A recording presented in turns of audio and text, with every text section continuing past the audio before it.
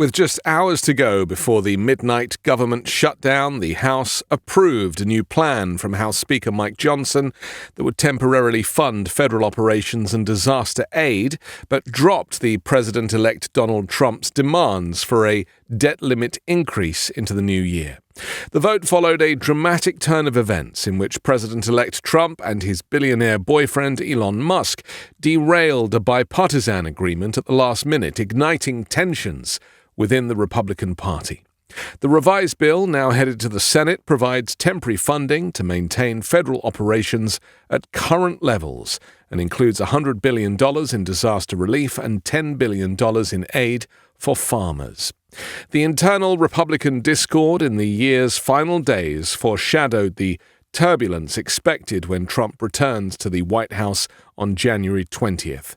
A government shutdown, narrowly avoided, could have furloughed thousands of federal workers and disrupted holiday travel. The last shutdown occurred in December 2018 during Trump's first term. House Democrats have successfully funded the government at levels requested by President Biden in order to meet the needs of the American people in terms of their health, safety, and economic well-being. House Democrats have successfully fought for families, farmers, first responders, and the future of working-class Americans. House Democrats have successfully fought for $100 billion in disaster assistance in order to make sure that those everyday Americans whose lives have been turned upside down in terms of hurricanes, storms, tornadoes, wildfires, floods, and other extreme weather events can get the assistance that they need to address the problems they've been confronting. House Democrats have successfully stopped extreme MAGA Republicans from shutting down the government, crashing the economy, and hurting working-class Americans all across the land.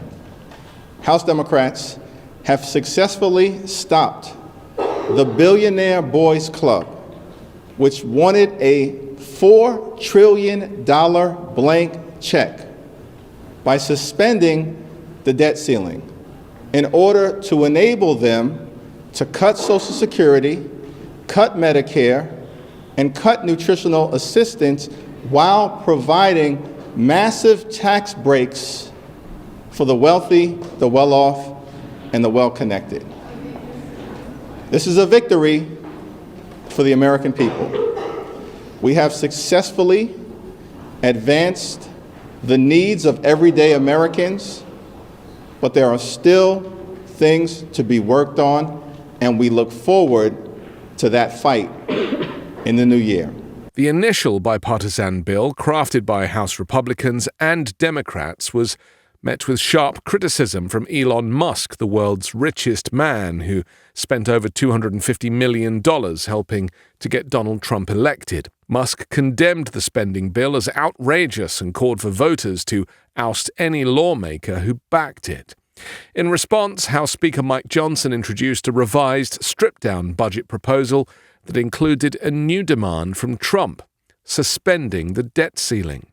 Trump viewed the move as a way to avoid a contentious fiscal battle in his early months in office while Joe Biden was still president. Democrats denounced the new proposal as a veiled tax break for wealthy supporters like Musk, accusing it of adding trillions to the national debt. Several Republicans also opposed the plan, outraged by the provision to lift borrowing limits. The bill ultimately failed in a 174 to 235 vote, marking a significant defeat for the disgraced former President Trump. This week's political turmoil highlighted cracks in Trump's influence over the Republican Party. Despite his fervent push for the bill, including threats to back primary challengers against dissenting Republicans, his efforts fell short. Earlier today, Karine Jean-Pierre, the White House press secretary, launched a blistering attack on Republicans for their handling of the budget crisis. Republicans blew up this deal, they did, and they need to fix this, period, she told reporters. Republicans need to stop playing politics with the government shutdown. They're doing the bidding of their billionaire friends. That's what we're seeing at the expense of hard-working Americans.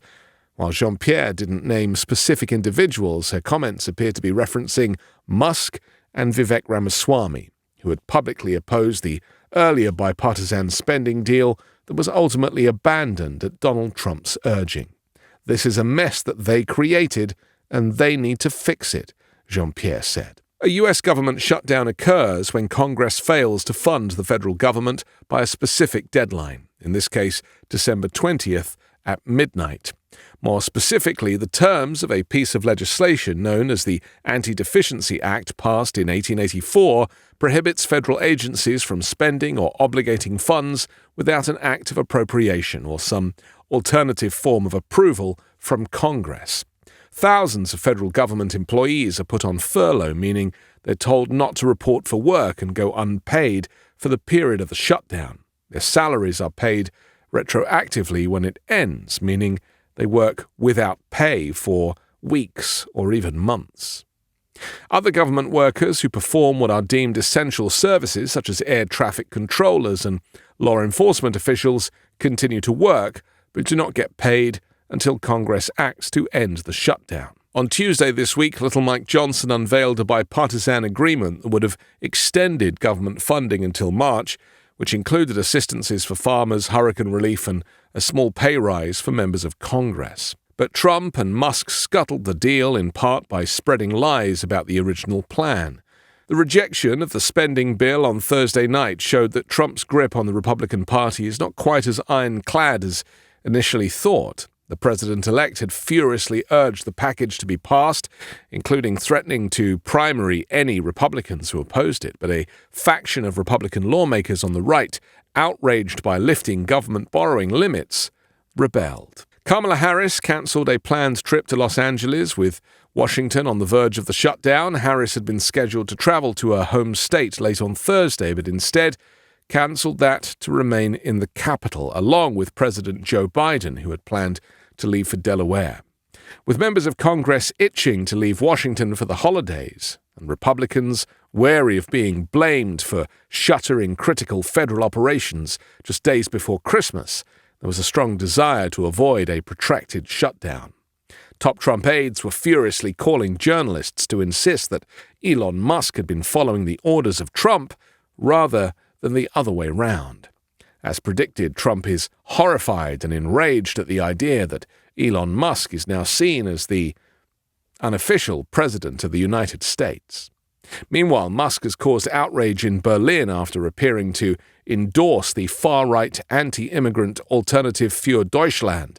Musk, who has been named by Donald Trump to co-lead this commission aimed at reducing the size of the federal government, wrote on his social media platform X, "Only the AfD can save Germany."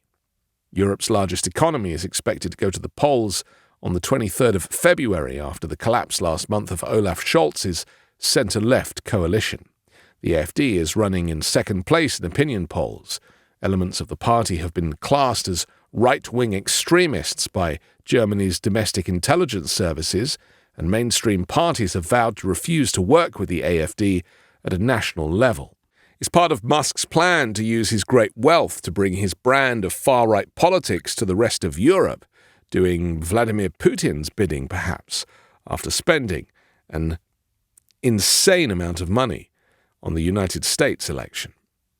Trump this week has warned the EU that it will face trade tariffs on its exports to the US unless its member states buy more American oil and gas. He reignited fears of a looming trade war between the US and the EU in his first public statement regarding trade since he was elected president in November. And after ringing the opening bell at the New York Stock Exchange on Thursday, Trump stopped short of telling investors to buy more stock as he gets set to take office. He said, "I don't want to get into a situation where they do and we have a dip or something, because that can always happen." And within hours, US stocks tumbled to one of their worst days of the year, the longest losing streak since Jimmy Carter was in the White House.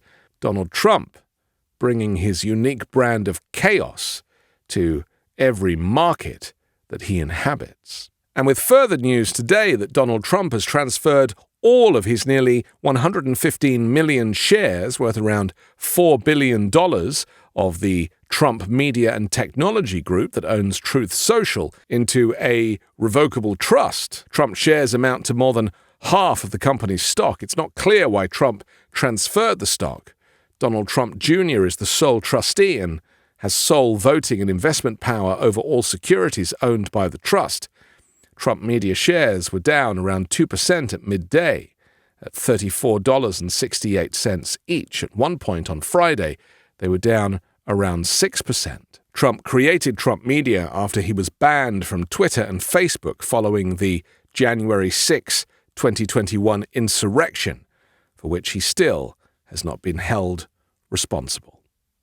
I'm Anthony Davis. You can find me on the 5 Minute News YouTube channel and podcast, on Wednesdays co-hosting Uncovered, and on Sunday on The Weekend Show with Midas Touch.